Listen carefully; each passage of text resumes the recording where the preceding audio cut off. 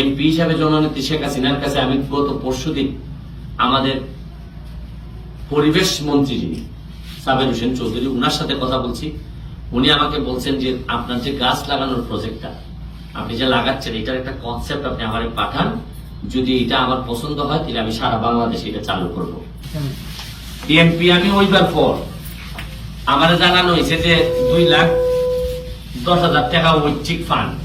আমি আগে জানতাম না ঐচ্ছিক ফান্ড বলতে এলো গিয়া আমার কাছে যারা গরিব মানুষ আসে সাহায্যের জন্য, আসে না যে এমপি সাহেব তারা যায় আমার কিছু সাহায্য লাগে, তারা দিবার লেগে সরকার আমারে, জননেত্রী শেখ হাসিনার সরকার আমারে এমপি বরাবরে 2,10,000 টাকার একটা ঐচ্ছিক ফান্ড আমার দিচ্ছে।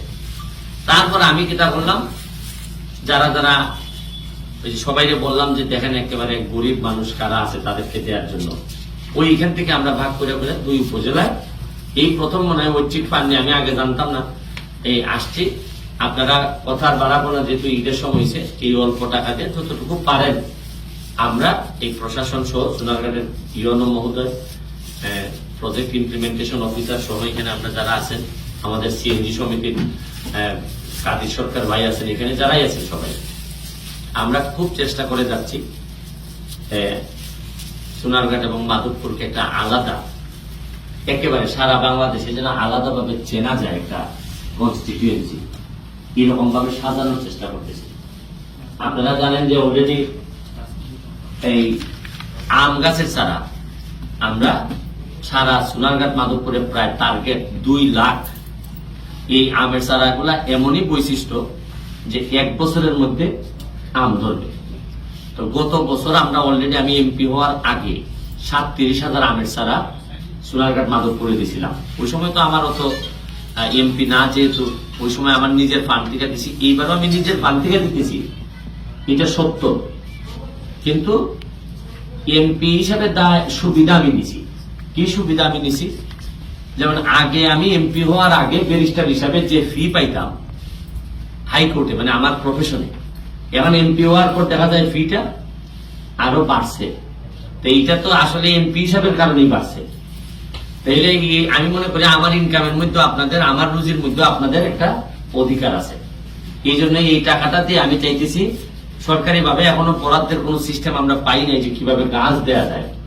আমরা আসলে অনেক ক্ষেত্রে দুর্ভাগা এই কারণে, যেমন ময়লা পরিষ্কার করার জন্য আমরা, পুরা নদী পরিষ্কারের জন্য কিন্তু ওইভাবে ফান্ড আমাদের নাই, গাছ লাগানোর জন্য ফান্ড নাই, মানে পরিবেশ যেটাতে আমরা বাঁচবো এইটার জন্য আমাদের ফান্ড কম।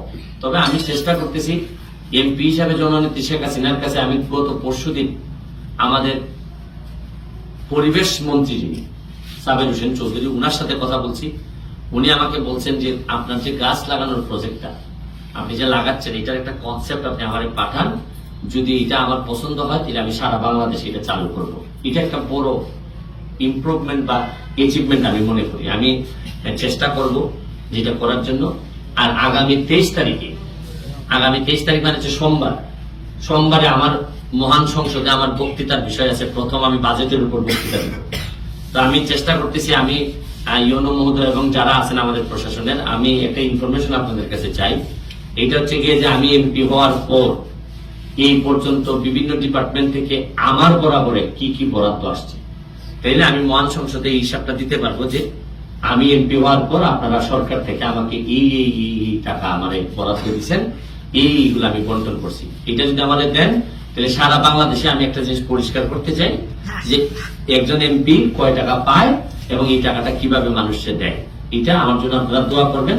সবাইকে নিয়েই এই বৃষ্টির দিনে আমি আপনাদেরকে বলতে চাই যে বৃষ্টির দিনে কষ্টটা আমাদের বেশি হয়, রাস্তাঘাট বিভিন্ন কারণে বিভিন্ন জায়গায়।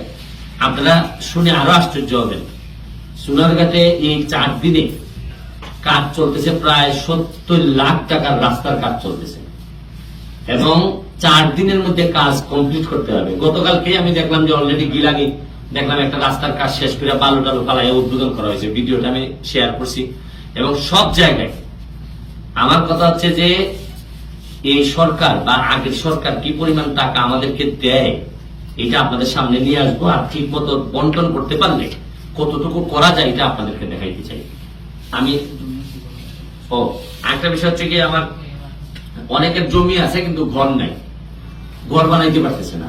এইটার জন্য একটা প্রজেক্ট আনা যায় কিনা এটা আমি মহান সংসদে তুলে ধরবো, যাতে মাননীয় প্রধানমন্ত্রী যদি আমরা নজরে আনতে পারি, বলা যায় না এটার একটা প্রজেক্ট আমরা করতে পারবো বলে আমার একটা বিশ্বাস।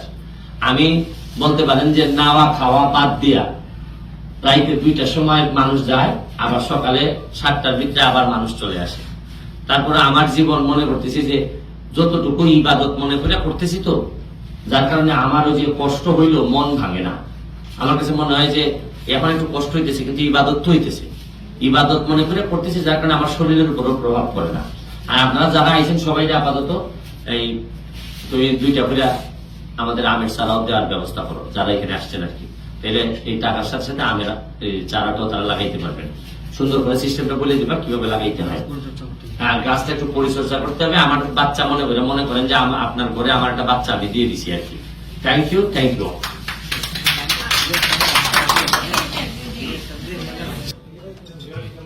ওকে কৃষি মেলা দিতে চাচ্ছে 18-19 তারিখ।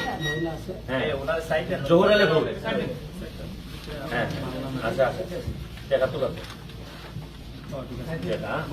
এদিকে জোহর আলী ফটো। আচ্ছা এদিকে এদিকে আমরা এদিকে এদিকে এদিকে ওকে। ওকে